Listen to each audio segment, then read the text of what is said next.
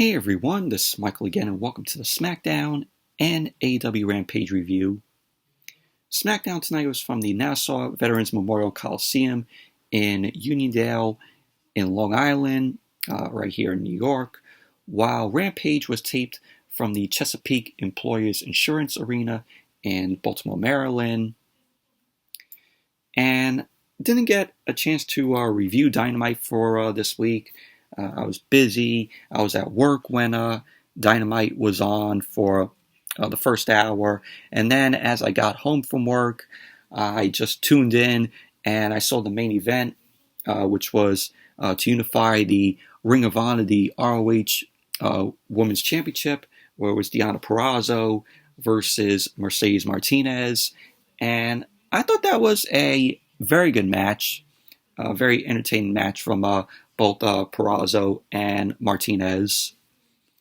And of course, Big Cass, W. Morrissey, he ended up facing Wardlow, and he ended up losing to Wardlow, so Wardlow ended up winning that match. But it was cool, that I saw, Big Cass, W. Morrissey there. But SmackDown tonight, this was their go-home show for WrestleMania Backlash, which is this Sunday. And SmackDown tonight, as always, every single week with the show sucked. The show was absolutely terrible. This show was just as bad as Monday Night Raw. And we all know that SmackDown is the worst pro wrestling show on television. That was Monday Night Raw at first. Monday Night Raw, it's a terrible show still, but it's better than SmackDown. It was once the worst pro wrestling show on television. SmackDown has now dethroned Monday Night Raw as the worst pro wrestling show on television. And Fox is paying, what, $1 billion for SmackDown? Wow. Waste of money that Fox is just throwing to WWE. But what do we get on SmackDown tonight? We have Shayna Baszler versus Sasha Banks. Drew Gulak was in action, and he ended up facing Gunther, aka Walter, which we all know how that match was going to be. Drew Gulak, I have to say, his name is going to be on the next set of releases when WWE starts putting the article out for releases of superstars from the main roster. Drew Gulak's name is going to be on that list. Watch. And then we had a tables match. Sheamus and Ridge Holland versus Kofi Kingston and Xavier Woods. How many times have we seen these guys go at it? And then we saw Sami Zayn versus Shinsuke Nakamura. We had a face-off between RK Bro and the Bloodline and Drew McIntyre. Well, Drew McIntyre was with RK Bro, so we had a face-off between them before their six-man tag, their pointless six-man tag on Sunday. We shouldn't even be getting this six-man tag. We should be getting the unification match between RK Bro and the Usos, where you can unify both the Raw and SmackDown tag team titles. We only need one set of tag team titles. But WWE stupidly canceled the match, so now we're getting this pointless six-man tag that nobody's going to give a fuck about. Do you all care to see this six-man tag on Sunday at Backlash? That is the worst creative decision that WWE has done for this year, and canceling the unification match with RK Bro and the Usos to unify the tag team titles. And there was an article that I saw on Ringside News saying that WWE never intended to have a unification match for the tag team titles. Huh? Awful. Worst creative decision that they did this year. But like I said, SmackDown Terrible show tonight. But let's jump right into the review. SmackDown opened up tonight, and Charlotte Flair, the SmackDown Women's Champion, ended up coming out. And yeah, what an awful way to open the show. Already I could see the remotes being picked up to mute the TV. So Charlotte ended up coming out. Michael Cole on commentary ended up saying that Charlotte is getting another chance at Aaliyah, because this was going to be Charlotte versus Aaliyah. We saw that last week in the Beat the Clock Challenge, which was awful, very, very pointless. So Aaliyah was already in the ring. She got no entrance. So Charlotte ended up getting on the mic. God, this was awful. This was absolutely awful. They should have just cut Charlotte's mic off as she was talking right then and there, because she ended up saying, "What's up to Long Island?" She ended up saying that all these people paid their hard-earned money to come see her. No. Nobody came to see you and paid to see you. They all want to walk out as soon as you make your way out. And then, after she said, "Oh, you people paid your hard-earned money to come out and see me," she then thanked them. Awful. Awful, awful, awful. This segment was. Charlotte ended up saying that she doesn't know why people call Long Island the armpit of New York. She was bringing up how people said she was humiliated after last week's loss. But that's not true, as she ended up saying that she was screwed. Charlotte wanted to say that Aaliyah clearly tapped out, and Drew Gulak, who was the timekeeper, was to blame. No, Aaliyah ended up tapping out after the buzzer rang. So Charlotte ended up saying that the only person who will be humiliated come WrestleMania Backlash will be Ronda Rousey, when she ends up making Ronda quit. Charlotte then wanted to say that Ronda will cry like her own baby, and she won't be surprised if Ronda leaves WWE again after WrestleMania Backlash.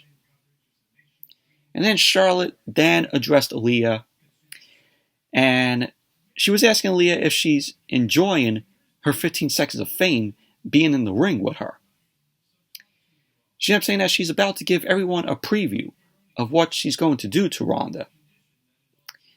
So Charlotte then ended up motioning for Aaliyah to come to her in the middle of the ring. Charlotte then ended up dropping Aaliyah with a cheap shot. So Charlotte started unloaded on Aaliyah. She ended up taking her robe off, started mounting Aaliyah with some aggressive offense on her. Charlotte was yelling at Aaliyah to quit. So she posed over Aaliyah as the fans started booing her. And then out came Ronda Rousey. Ronda ended up storming to the ring. Charlotte ended up kicking at her to keep her from coming into the ring. Ronda ended up pulling Charlotte out to the floor. They started brawling at ringside. Ronda delivered a knee strike to Charlotte's gut, and they started tangling. Charlotte ended up tossing Ronda into the barricade. So Ronda ended up chasing Charlotte into the ring. Charlotte then ended up immediately tackling Ronda, started mounting some more offense on her. Ronda then ended up kicking Charlotte away, but then Charlotte ended up nailing a boot to Ronda's face. So the brawl ended up continuing between the both of them until officials and refs end up coming out to get in between the two. And you had Sean Daivari, who was out there. Sean Daivari is the one of the producers. Charlotte ended up laying him out with a big boot. And so Ronda and Charlotte ended up kept on brawling. And Charlotte was finally held back at ringside while Ronda was held in the ring. And both women just kept yelling at each other. And pretty much that was basically how this segment ended. But this whole feud with Charlotte and Ronda is one of the worst feuds of the year. Charlotte on the mic, just saying all that shit, saying, "Oh, you people paid your hard-earned money to come and see me." No, nobody paid to come to see you. Like I said, these people probably wanted to walk out as soon as your music ended up hitting. They should have just cut her mic there. Awful. This segment was fucking awful. Absolutely terrible. Charlotte is cringe on the mic. Nobody cares to see this rematch with Charlotte and Ronda Rousey. And then we had the first match of the night. Sasha Banks versus Shayna Baszler. So we had Sasha end up coming out. She ended up coming out along with Naomi. Naomi had her arm in a cast from what happened last week where Shayna Baszler ended up stomping on her arm. And then as SmackDown came back from the commercial, out came Shayna Baszler with Natalya. I forgot to mention last week, Shayna Baszler got new theme music. This new theme music that they have for Shayna Baszler out there is fucking terrible. Her old theme was so much better, and like, what is this new music that they have her come out to? It is absolutely terrible. So we had Sasha being fired up. She was ready to fight Shayna Baszler. The bell ended up ringing. Sasha ended up kicking Baszler, and then she ended up hitting a meteor from the second rope onto Shayna Baszler. She ended up going for the cover, to which Baszler kicked out at 2. Baszler then ended up getting some offense on Sasha. Sasha ended up getting the upper hand. She ended up going to work on Baszler's arm. Banks ended up grounding Baszler and kept the arm tied up. And Baszler ended up rolling Banks out to the mat. And she ended up going for the arm bar. Baszler ended up keeping Sasha grounded on the mat while working on Sasha's arm. Sasha ended up rolling Shayna Baszler up, and Shayna Baszler ended up kicking out at 2. Sasha ended up trying to take Baszler down and lock in the bank statement, but Natalya was distracting her from the apron, to which Shayna Baszler ended up taking advantage of the match, and she ended up nailing the gut wrench slam on Sasha. Baszler then kept control of the match, and so Sasha got back up. She ended up sending Shayna Baszler into the corner. Baszler ended up missing the knee as Sasha ended up fighting back at her. So as SmackDown came back from the commercial, Sasha ended up kicking out of a pin attempt from Shayna Baszler. Baszler started focusing on Sasha's left arm, started grounding her in the middle of the ring. Sasha ended up tossing Shayna Baszler through the ropes out to the floor. Baszler ran back into the ring, but Sasha ended up sending Shayna Baszler out of the ring again. Sasha then delivered a baseball slide, which sent Shayna Baszler into the commentary table. Banks ended up slamming Shayna Baszler's arm into the commentary table a few times. Sasha ended up bringing Shayna Baszler back into the ring. She then hit another Meteora on Shayna Baszler. So Sasha ended up going for the cover. Baszler kicked out at 2. We had Shayna Baszler end up countering an attack on Sasha, but Sasha ended up nailing the Bulldog. Natalya was on the apron again, and Sasha ended up taking out Natalya. Sasha ended up coming back into the ring, but Baszler ended up decking Sasha, and she ended up going for the cover, to which Sasha kicked out at 2. Shayna Baszler then rolled Sasha up. Natalya ended up putting Shayna Baszler's foot onto the rope for leverage, and just from that, Shayna Baszler ended up winning the match. Post-match, Naomi ended up coming in, ended up checking on Sasha. Natalya came into the ring, and Natalya started being down on Naomi. So did Shayna Baszler. Also attacked Sasha. Shayna Baszler ended up going to stomp on Sasha's elbow, but Naomi ended up fighting Natalya off, and Naomi ended up taking out Shayna Baszler. And pretty much that was basically that. Overall, match was just very meh in my opinion. And then we had Kayla Braxton. Kayla Braxton was backstage with the Usos, Jimmy and Jay. They end up saying the time for talking is done. And they end up calling that fool Riddle and that he talks too much. So they then went on to say that RK Bro are tools, while they, the Bloodline, are the ones. So that was pretty much basically what the Usos had to say.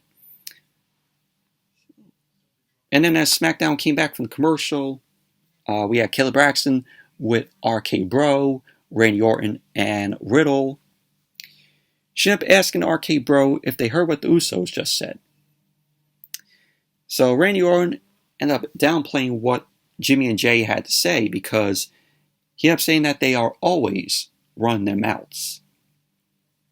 So Orton ended up issuing a warning to the Usos ahead of WrestleMania Backlash. While Matt Riddle was just ranting. So that was basically that. Now we had another boring, awful edition of Happy Talk, Shit Talk, with Happy Corbin. So we had Corbin end up getting on the mic. He ended up saying that doesn't bother him because they end up showing what happened between Corbin and Moss last week. So Corbin ended up saying that doesn't bother him because he can't stop thinking of all the things he's going to do to Moss at WrestleMania Backlash. And then Moss ended up interrupting Corbin. He was on the screen. Moss ended up saying that no one wants to hear Corbin, but they do want to hear him tell jokes. Moss started cracking jokes on Corbin. Corbin then ended up interrupting. He ended up saying that Moss thinks he's safe in the back and that Moss doesn't have the guts to say any of this to his face. Moss then ended up walking away and he ended up making his way out. We got that awful theme music with the joke. Awful. So Moss came out. He confronted Corbin in the ring. He was insulting Corbin with more jokes. Corbin had heard enough from Moss with the jokes. Moss ended up getting the fans to chant Big Bad Wolf at Corbin because Moss was like, Big Bad Wolf, Big Bad Wolf, while the fans were chanting along with him. So then Corbin ended up getting out of the ring, and that was that. Who cares? Who cares about this feud between Corbin and Moss? This is awful. I give two shits about this match. So then we had Michael Cole end up sending us to a video package on Drew Gulak.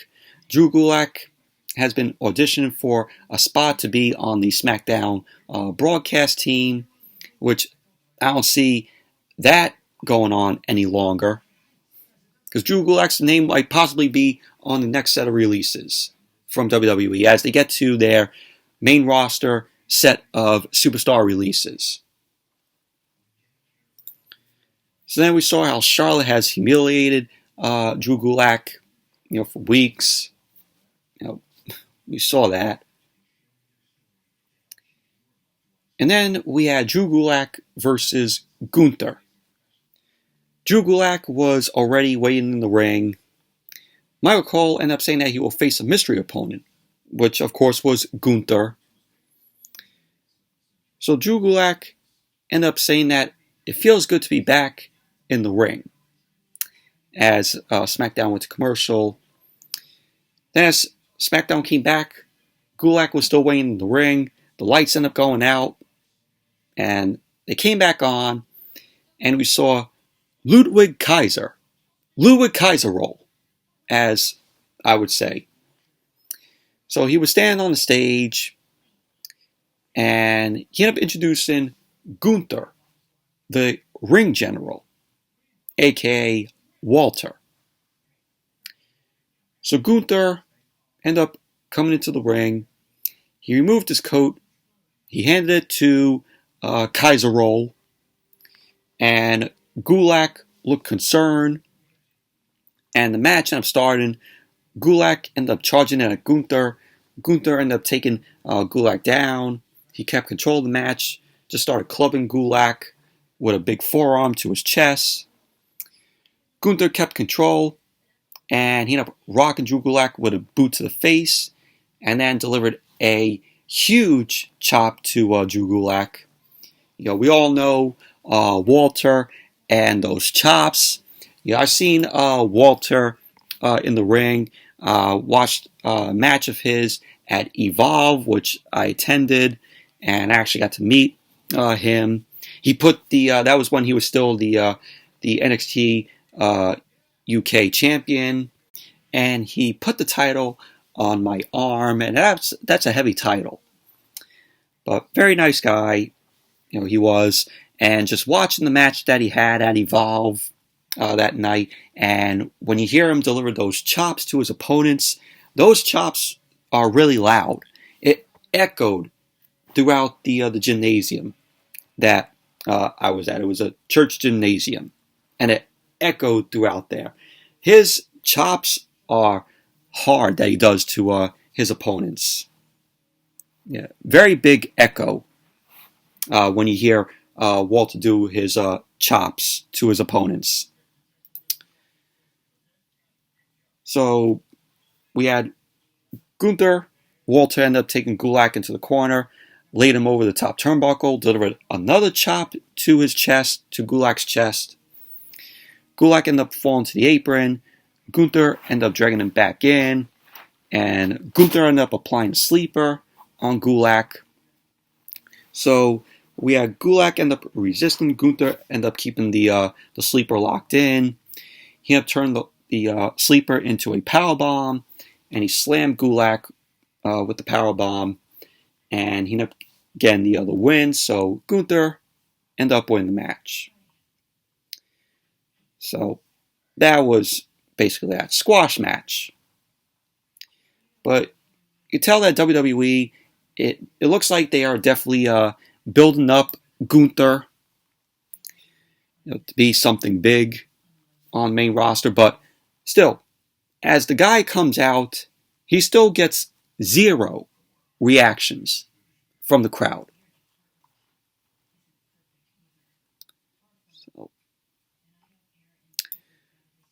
And then we had Mega Moran. Mega Moran was backstage with Shinsuke Nakamura. And Mega Moran ended up bringing up Nakamura's beef with the Bloodline. Nakamura ended up saying that the Bloodline hurt his friend, Rick Boogs. Boogs is still out after he was injured at WrestleMania. Nakamura also ended up saying that the Bloodline jumped him. And he hasn't forgotten about that. He ended up saying that one day soon, when the time is right, he will get a piece of the Tribal Chief, Roman Reigns. And that Reigns will never forget. So Nakamura ended up walking off. And then once again, we see Sami Zayn. He was in the background, eavesdropping. So pretty much that was basically that. But we should be getting Nakamura and Roman Reigns now instead of Roman versus Drew McIntyre, which I said it before, I'll say it again. Way too early to see Drew McIntyre versus Roman Reigns. We should be getting this feud at SummerSlam and not now. This is a feud that should have started in the middle or the end of July, going into August, and set up the SummerSlam match between Drew McIntyre and Roman Reigns. Way too early to be seeing this feud here.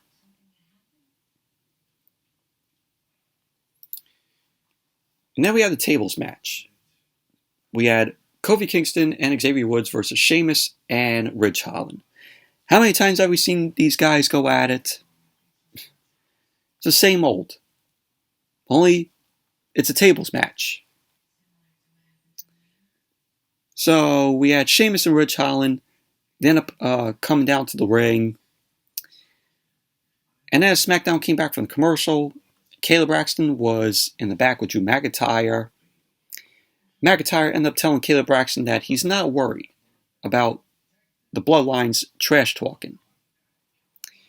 He ended up hyping up the six-man tag at WrestleMania Backlash, the pointless six-man tag match.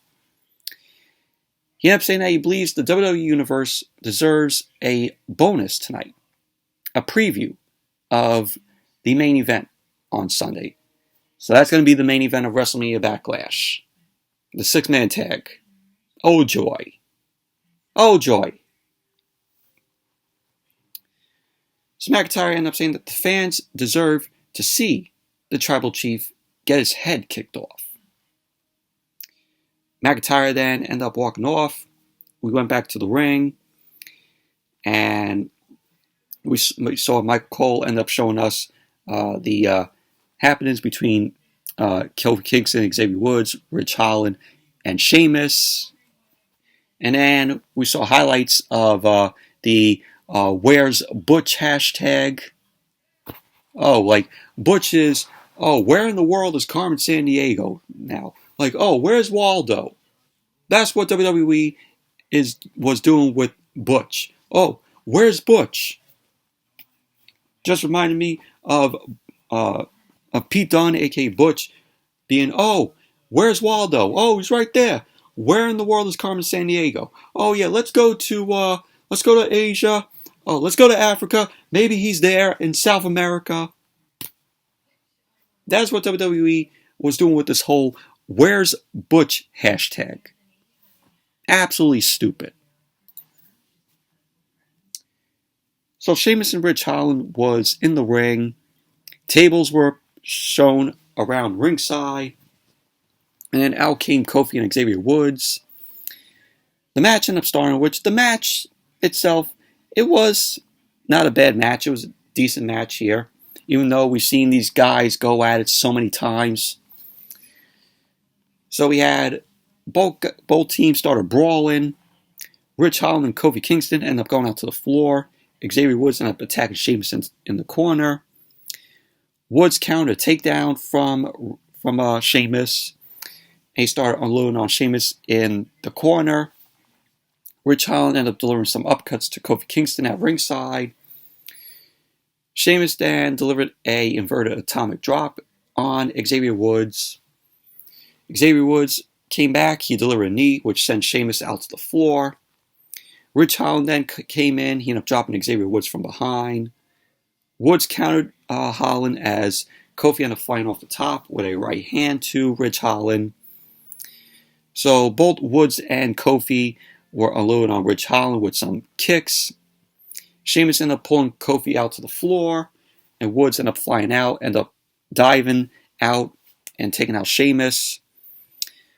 Woods and Kofi ended up grabbing a table, and they ended up ramming it into Sheamus. And both guys brought the table into the ring. They were trying to set it up. So Kofi ended up beating Rich Holland up in the corner. So we had Kofi and Xavier. They ended up going to double suplex Holland through the table. Sheamus ended up rushing in and moved the table. So Rich Holland didn't go through the table.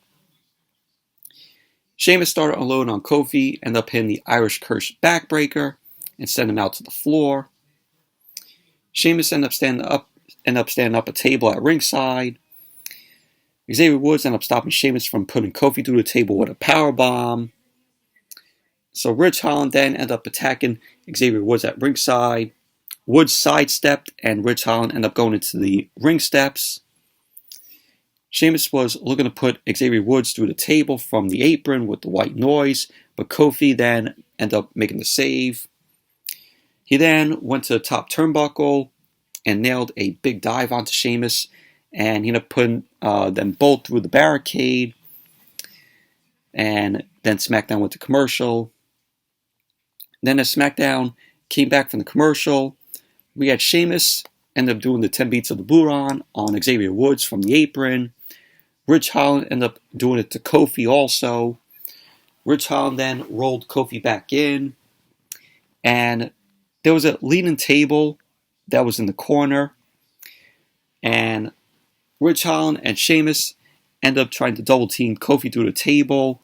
He ended up sliding out, and Kofi then delivered the SOS on Ridge Holland. Kofi ended up doing the 10 beats of the Buran on Sheamus, and Sheamus ended up cutting Kofi off, and he went for the white noise on Kofi on the apron. So Kofi ended up landing hard on the apron. Xavier Woods ended up nailing a rolling forearm on Ridge Holland in the ring. So we had Kofi end up sliding out and nailed a stomp to the chest of Sheamus. He ended up knocking Sheamus onto the commentary table with the Trouble in Paradise. Kofi was looking to capitalize, and this was later on in the match. This was towards the end of the match. We had Pete Dunne, Butch, crawled from under the ring and attacked Kofi from behind. Xavier Woods ended up coming out, but Ridge Holland ended up holding him by his head. And we had Sheamus end up nailing a bro kick to Xavier Woods. And Sheamus ended up kicking Kofi. They ended up bringing Xavier Woods back into the ring. And they ended up putting him through the table with a double choke slam, both Sheamus and Ridge Holland. So there you go. Sheamus and Ridge Holland ended up winning the match. Post-match, Pete Dunne, Butch, ended up mounting Xavier Woods, started unloading with some punches. And that was basically that. So Butch, Pete Dunne is back. So overall, the match was decent. Wasn't bad. And then we had Caleb Braxton. Caleb Braxton was backstage with Paul Heyman. Caleb Braxton was asking Paul Heyman if he heard Drew McIntyre say he wanted to kick Roman's head off earlier. So Paul Heyman was like to Caleb Braxton, "Are you flirting with me?" So then Sami Zayn ended up interrupting. Sami Zayn ended up saying that he's been looking for Paul Heyman. So Caleb Braxton then ended up leaving. Paul Heyman ended up yelling for Caleb Braxton to not leave him alone with Sami Zayn. So Sami ended up telling Paul Heyman about how he heard Nakamura say he's not done with Reigns earlier. He ended up telling Paul Heyman to let Reigns know that he will take care of Nakamura, and that Reigns doesn't have to worry about it. Sami Zayn kept mentioning how he wants Paul Heyman to relay the message to the Tribal Chief. So Paul Heyman ended up telling Sami Zayn that the Tribal Chief respects and appreciates Sami's initiative. So Sami ended up saying this is how he gets his respect and credibility back. He just wanted to make sure that Paul Heyman will let Reigns know what he said. Sami thanked Paul Heyman and walked off. And Paul Heyman ended up thanking Sami Zayn. And Paul Heyman looked like he didn't seem sincere about that. So basically that was that. And then we had Adam Pearce. Adam Pearce was in his office. Sami Zayn ended up interrupting. He ended up saying that he comes on behalf of and speaking for the Bloodline. Sami then ended up asking Adam Pearce for a match against Nakamura for next week. He ended up saying that this is important because it's how he gets his credibility back. So Adam Pearce then ended up booking the match for tonight, not for next week. And he ended up saying it only gives Sami a few minutes to get ready. So that was that. And then Michael Cole ended up sending us to Chapter 5 of Lacey Evans' story. Lacey Evans here ended up talking about how her father lost his battle with mental health and addiction and overdosing just months before she had her tryout for WWE. Lacey Evans ended up recalling how she lost another family member to suicide as her journey in WWE got going. And then the suicide of another family member shortly before she had her first match in NXT. She kept saying that she didn't know how much more she could take, but she decided to do what was best for her family, and also her mental health. Evans wanted to say that instead of feeling excited about her first match in WWE, she was completely broken. She wanted to say that she wiped her face and had her first match in front of her daughter. She then went to the hospital after the match and faced the inevitable. So Lacey Evans here was getting all emotional. She kept going on about how it's now her time to show her daughters what you can be capable of, and how it's now time to break the cycle. She wanted to say that she wonders what the superstars can do to her that hasn't been done already. And then Lacey Evans ended up repeating parts of the same lines that she used, in her recent chapters, about how what she's been through in life that has made her a motivated, ready for anything, confident mother, wife, sister, daughter, U.S. Marine, and a WWE superstar. But this time, she ended it with calling herself soon to be Smackdown Women's Champion. So that was that. And then we went to the ring. Samantha Irvin had a mic in hand.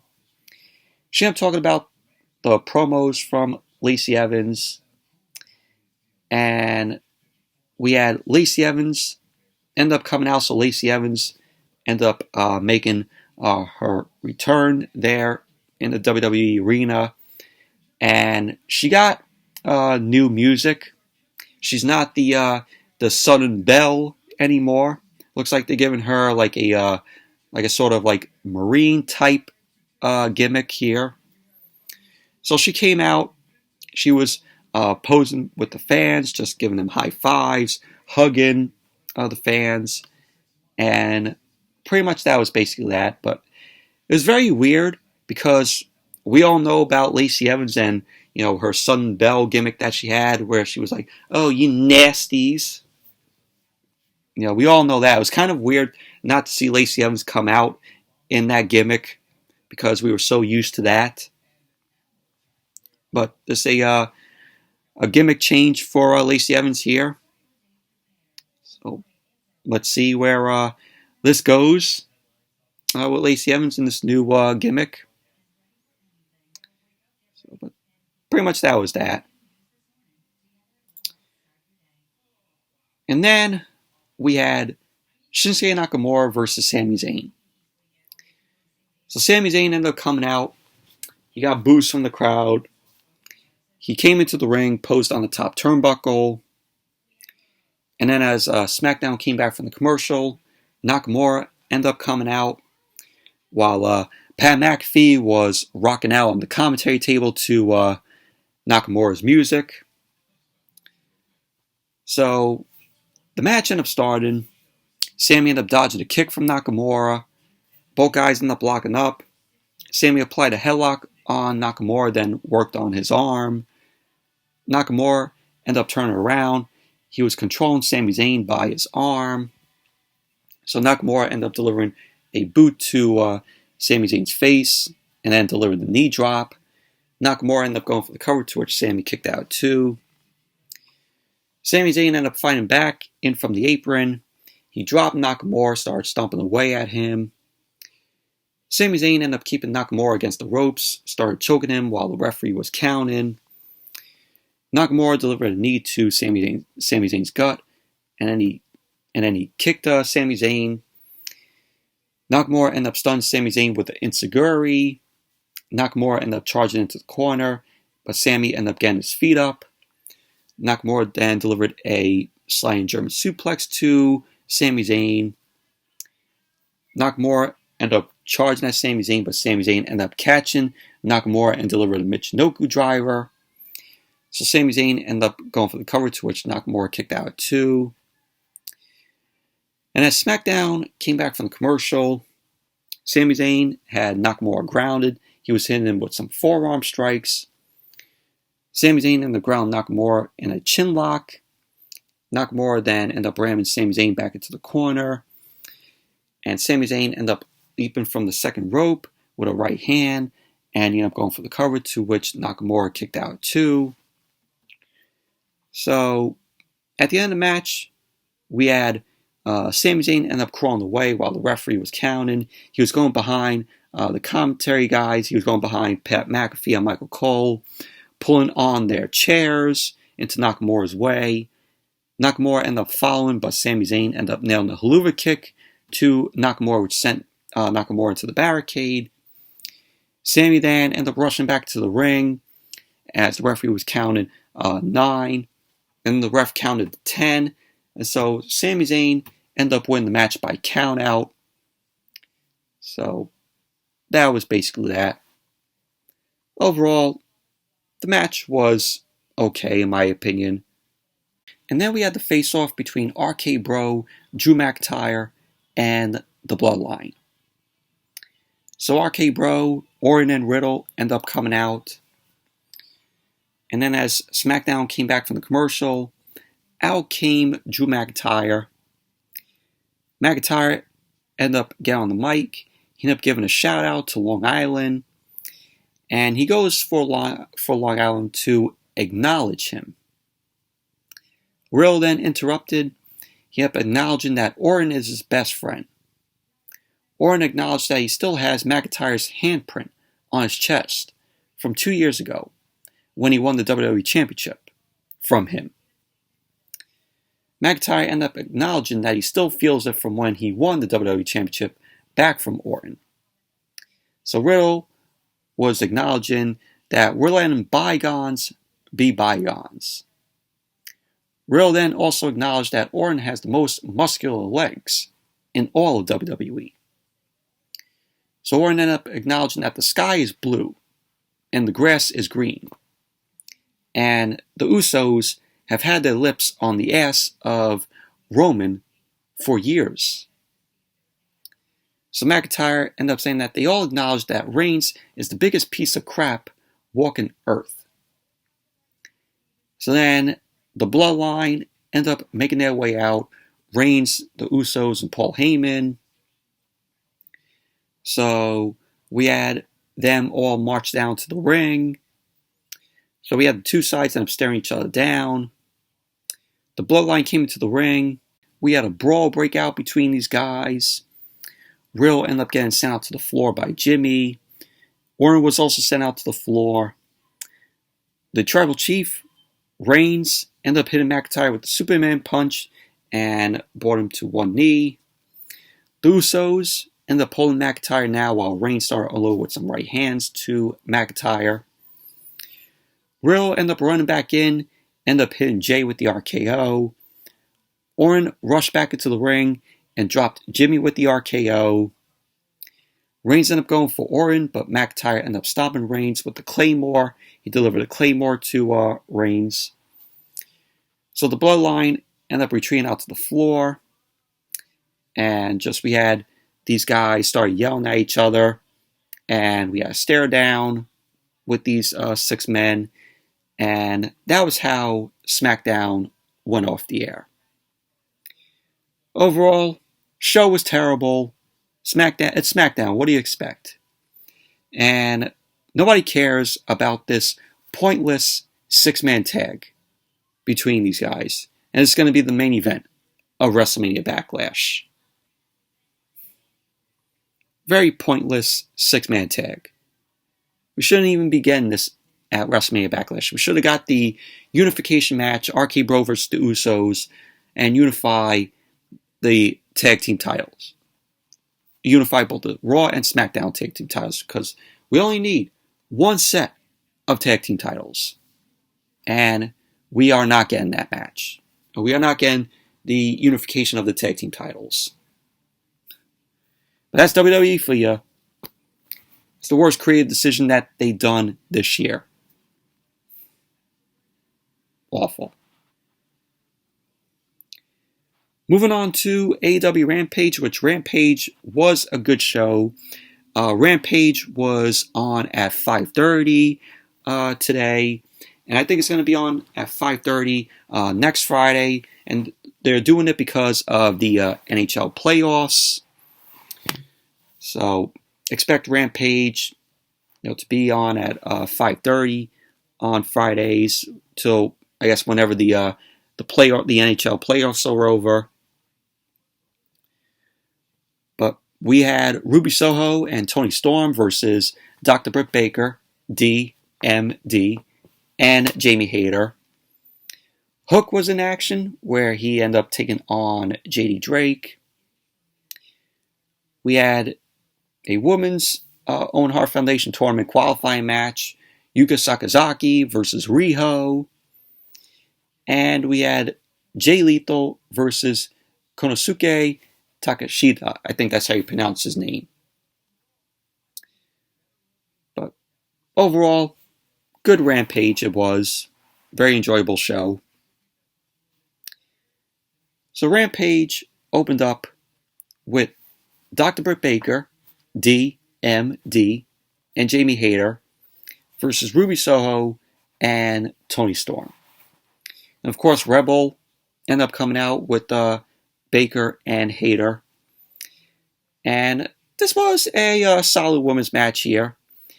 And every woman that was in this match is qualified for the women's tournament in the Owen Hart Foundation Cup tournament. And the match started off with Toni Storm and Jamie Hayter. Both of them end up locking up. Jamie Hayter ended up finding a headlock, and Storm ended up pushing her off. And she ended up running into a shoulder block from Jamie Hayter. And Toni Storm ended up coming off the ropes multiple times. She couldn't take down Jamie Hayter. So Soho got into the match. Ruby Soho ended up pulling Jamie Hayter out of her corner with a headlock. And Jamie Hayter ended up powering Ruby Soho across the ring and allowed Britt Baker to tag into the match. So we had Britt Baker end up delivering a sling blade on Ruby Soho. She ended up going for the cover. Soho ended up kicking out at 2. Ruby Soho ended up trying to roll up, but she couldn't hold Britt Baker down. Ruby Soho ended up fighting to the ropes and allowed Toni Storm to tag in. And we had a double team of Toni Storm and Ruby Soho on Britt Baker. Toni Storm ended up stomping away on Britt Baker in the corner. And she ended up getting caught with a flatliner by Britt Baker. She delivered a flatliner into the turnbuckle. And Britt Baker ended up going for the cover, to which Toni Storm ended up kicking out at 2. As Rampage came back from the commercial, Jamie Hayter was in control on Toni Storm. She ended up whipping Toni Storm into the corner. She ended up trying to whip Toni Storm into another corner, but Ruby Soho ended up throwing herself in front of the turnbuckle from the apron to save Toni Storm. So we had Ruby Soho end up coming into the match, tagged in again. Ruby Soho and Britt Baker end up coming in. Soho end up delivering some clotheslines and some knee strikes to Britt Baker. Ruby Soho end up hitting a running boot on Britt Baker in the corner. Britt Baker then end up going for the Pittsburgh Sunrise, but Ruby Soho end up cutting Britt Baker off. Jamie Hayter end up getting to the ring. She ended up running into a super kick that was delivered by Toni Storm. Toni Storm ended up picking up Jamie Hayter, ended up slamming Hayter on top of Britt Baker. Britt Baker then recovered and ended up hitting the air raid crash on Toni Storm. Both Toni Storm and Britt Baker started trading punches in the center of the ring. And Toni Storm ended up charging into a takedown by Britt Baker because Britt Baker was going for the lockjaw. Toni Storm ended up rolling up Britt Baker for a 2 count. Rebel got up on the ring apron and she distracted the referee. Britt Baker was going after Toni Storm's eyes. Jamie Hayter ended up sneaking in to get an attack. And Toni Storm then ended up rolling up Britt Baker. And that was that. Toni Storm and Ruby Soho ended up winning the match. But overall, solid women's match. I mean, these women are going to be in the Owen Hart Foundation tournament for the women. All these women have qualified. That's a solid women's match.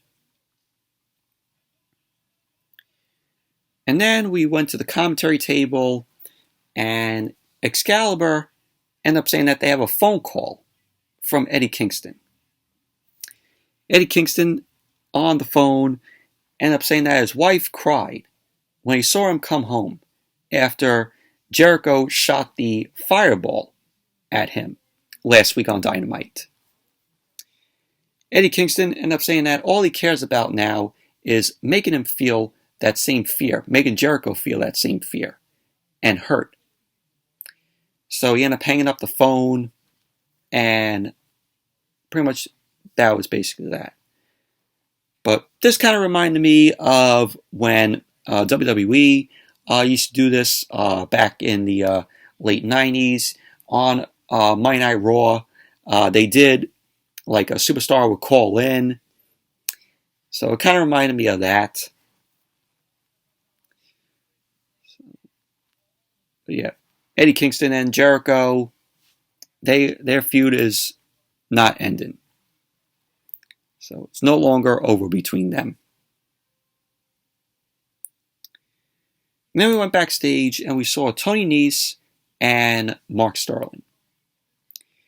Tony Nese ended up saying that he wants to know why he has to force his way onto the show.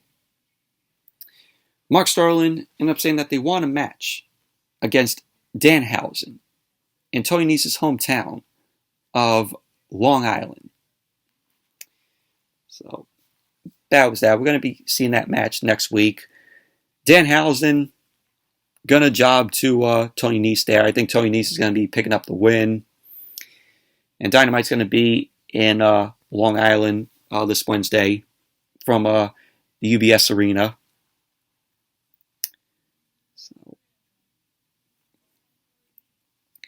And then we had Hook versus JD Drake. Squash match here. Hook ended up slipping to a waistlock takedown on JD Drake to start off the match. JD Drake got to the ropes to break the hold, the waistlock. JD Drake ended up firing up with a chop, and Hook ended up backing away.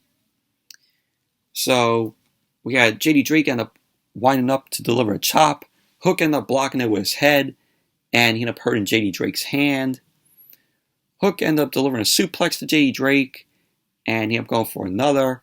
JD Drake reversed that and tried for a reverse suplex, but Hook ended up locking into the Red Rum on JD Drake, and that was that. Hook ended up winning the match. Squash match. Post-match, Danhausen ended up coming out. Danhausen ended up saying that he acknowledges the challenge from Tony Nese and that he has a proposal for Hook. Danhausen ended up telling Hook that he wants him to be in his corner for his match. So Danhausen was prodding Hook for an answer. Hook didn't want to be rushed, and he ended up shoving Danhausen down. Danhausen ended up passing Hook a bag of chips with a bow on it. Hook ended up picking up the bag of chips. He looked at the bag of chips, and he dropped it and walked off. And that was that. But you had the crowd chanting Hookhausen. So we're going to be getting that match next week. Danhausen versus Tony Nese in Nese's hometown of Long Island. And then we had Lexi Nair. Lexi Nair was backstage with FTR, with Dax Harwood, Cash Wheeler. Cash Wheeler ended up predicting that Dax will win the tournament, the Owen Hart Foundation Men's Tournament. Harwood ended up saying that he'll be damned if he lets Adam Cole beat him, and possibly for him to win the tournament. So that was what FTR had to say. And then we had Yuka Sakazaki versus Riho in the Owen Hart Foundation Women's qualifying match. And this was a good match between these two. This was Riho's first match since January because she suffered a broken collarbone during her match with Dr. Britt Baker, DMD, for the AEW Women's World Championship, which took place at the first Battle of the Belts. And Yuka Sakazaki, her last appearance on AEW television was last year in July. So she's been in Japan, doing the Tokyo Joshi Pro Wrestling. And from what I've heard, she's one half of the Princess Tag Team Champions, I guess, over there in the Tokyo Joshi Pro Wrestling promotion that they have there in Japan.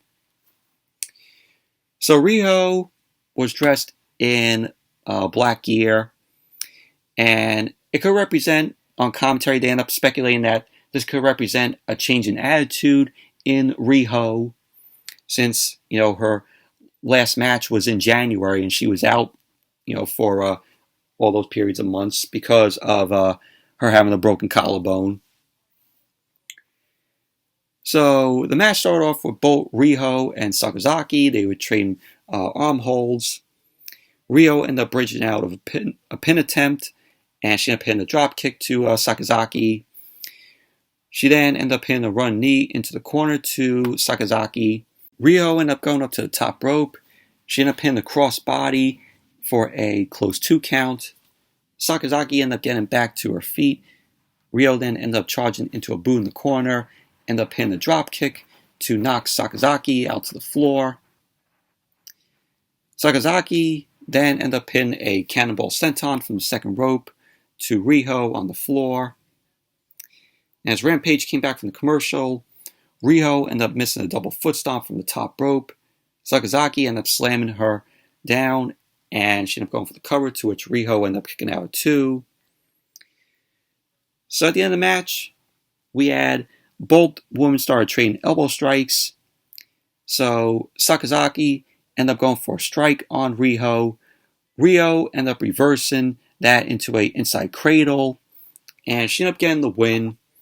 So Riho ended up winning the match. Riho is now qualified for the Owen Hart Foundation Women's Tournament. But overall, that was basically that. But it was a good match between these two. And then we had Shawn Spears. Shawn Spears ended up having some words for Wardlow. So Shawn Spears ended up taking credit for building Wardlow's ego into a false sense of invincibility. So Wardlow has become the number one giant in AEW, and Shawn Spears ended up saying that he has the remedy with his giant killer chair. So that was what Shawn Spears had to say. Him saying, he took credit for building Wardlow's ego and, all that.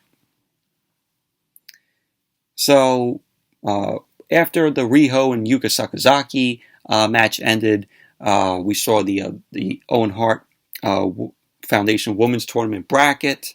It was revealed. So Toni Storm is going to face Jamie Hayter. Dr. Britt Baker, DMD, is going to face the Joker. And the Joker is going to be a mystery wrestler. So we have a Joker for the woman, and we have a Joker for the men. And after I go over this bracket, I'm going to talk about who I think the Jokers for the men and the woman are going to be. So then we also got Riho versus Ruby Soho, and Red Velvet versus Hikaru Shida. So there's your bracket for the Owen Hart Foundation Women's Tournament. So for the Jokers, the mystery wrestlers for both the men and the women, my prediction on who the Jokers are going to be. My prediction are that the Jokers in the Owen Hart Foundation tournaments for both the men and the women are going to be, for the woman, I think it's going to be Candice LeRae. I think Candice LeRae is going to be the Joker for the women's tournament. I think Candice LeRae is going to face Dr. Britt Baker, DMD. And I say that because her contract is up. And Candice LeRae is now a free agent. So she could wrestle anywhere, but I expect her to be in AEW. I think she's going to be the Joker. I think she's going to face Dr. Britt Baker in the Owen Hart tournament for the women. And for the men, I think the Joker for the men is going to be Johnny Gargano. I think Johnny Gargano and Candice LeRae are going to be in AEW. So I think they're going to sign, and that's my predictions on who the Jokers for the women and the men are going to be. It's going to be Johnny Gargano and Candice LeRae. But that's my prediction. But I hope that's the case. So then we had Dan Lambert, Scorpio Sky, and Ethan Page in the ring. So Dan Lambert ended up insulting the Baltimore crowd. Lambert ended up saying that he'd rather bring home crabs from a downtown streetwalker. To which Ethan Page got on the mic. He ended up saying that he didn't think Sammy Guevara was a person who keeps his word. So neither will he. So Ethan Page ended up saying that the mixed tag team bout with Paige Van Zandt is off. So he ended up saying that it's now off because he doesn't want his daughter to see Sammy Guevara and Tay Conti sucking face on TV. So Frank Kazarian ended up coming out. Frank Kazarian ended up saying that he doesn't care about anyone other than Scorpio Sky. So he ended up requesting the TNT Championship match that Scorpio Sky promised. Scorpio Sky ended up vowing to be a dominant champion. He ended up saying that it will bring respect back to the belt as a fighting champion. So we had Frank Kazarian end up saying that he's Scorpio Sky's biggest threat and that he wants a shot at the title. Ethan Page ended up stepping up to Frank Kazarian. He ended up saying that SCU is dead. So Scorpio Sky ended up interjecting. He ended up saying that he wants to be a fighting champion, and the days of the TNT Championship being passed around backstage like Tay Conti are over. Which that made me laugh a little bit there. So Scorpio Sky ended up telling Dan Lambert to put the second TNT Championship belt in his trophy case where it belongs. He then agreed to give Frank Kazarian his match for the TNT Championship. So we're going to be getting Frank Kazarian versus Scorpio Sky. Former SCU guys, they were once SCU. So that's going to be awesome to see these two guys go at it for the TNT Championship. But that was basically the segment. But very enjoyable segment this was. Frank Kazarian finally getting his match with Scorpio Sky for the TNT Championship. And then we saw Jungle Boy. Jungle Boy ended up heading over to the commentary table, and he ended up starting a fight with Ricky Starks. Starks ended up retreating down one of the tunnels, and Jungle Boy ended up going back to the commentary table. He held up the FTW Championship. That was basically that. And then we have Mark Henry. Mark Henry was speaking with Konosuke Takashita. I think that's how you pronounce his last name. And Jay Lethal. Konosuke Takashita ended up saying that he's not afraid of Jay Lethal. Jay Lethal ended up pointing out to Samoa Joe that he's the longest reigning Ring of Honor World Television Champion. So Of course, Jay Lethal was there with Sanjay Dutt and Satnam Singh. And then we had the main event, which was Jay Lethal versus Konosuki Takashita. I think that's how you pronounce his name. So we had Jay Lethal end up coming out along with Sanjay Dutt and Satnam Singh. And this was a good match here. So this was Konosuke Takashita's first match in AEW. So Takashita ended up taking down Jay Lethal with a waistlock takedown. Jay Lethal ended up backing away. Lethal tried an armbar on Konosuke, but Konosuke ended up reversing, ended up taking him down with a headlock. Jay Lethal ended up escaping, ended up hitting some chops to Konosuke, followed by a drop kick. Jay Lethal ended up showboating Konosuke, and it gave Konosuke a chance to get up, and he ended up meeting Jay Lethal with a chop, and he laid some drop kicks to Lethal. So Jay Lethal ended up coming back, started to deliver some strikes. He whipped Konosuke into the ropes, which led to a flying shoulder tackle by Konosuke, which sent Jay Lethal out to the floor. Konosuke ended up following with a dive over the top rope out to the floor on Jay Lethal. So Satnam Singh ended up getting in Konosuke's face on the floor, and Jay Lethal ended up taking Konosuke back into the ring. Jay Lethal ended up following up with a series of dives on Konosuke. So as Rampage came back from the commercial, both men were standing on the top rope. Konosuke ended up lariating Jay Lethal off the top rope, which looked cool. So Konosuke ended up going for the cover. Jay Lethal kicked out too. So at the end of the match, Konosuke ended up going for a lariat, but Jay Lethal ended up avoiding it. And he ended up hitting the lethal injection on Konosuke, and he ended up going for the cover. And there you go. Jay Lethal ended up winning the match. Post-match, Jay Lethal and Sanjay Dutt ended up stomping on Konosuke. And we had the best friends, Trent Beretta, Chuck Taylor, and Orange Cassidy end up coming out.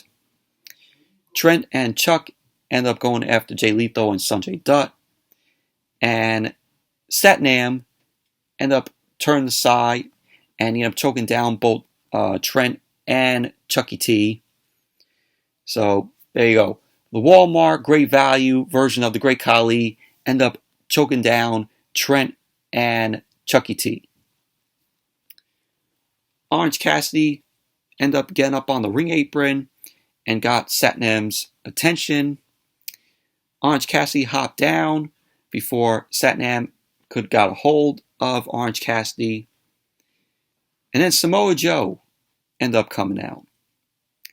Security ended up stepping in to stop Joe from getting into the ring to, I guess, punch Satnam. And just him and Satnam having a brawl. So security ended up holding Samoa Joe back. And that was how Rampage went off the air. Overall, this was a good Rampage. Really enjoyed it. Anyways, that's it for the Smackdown and AEW Rampage review. Thank you all for watching. Hope you all enjoyed this review. Definitely give the video a thumbs up, comment, subscribe, and until the next video, which will be my review of WrestleMania Backlash, which I'm going to review this Sunday. So that'll be the next video. So see you all back here for WrestleMania Backlash.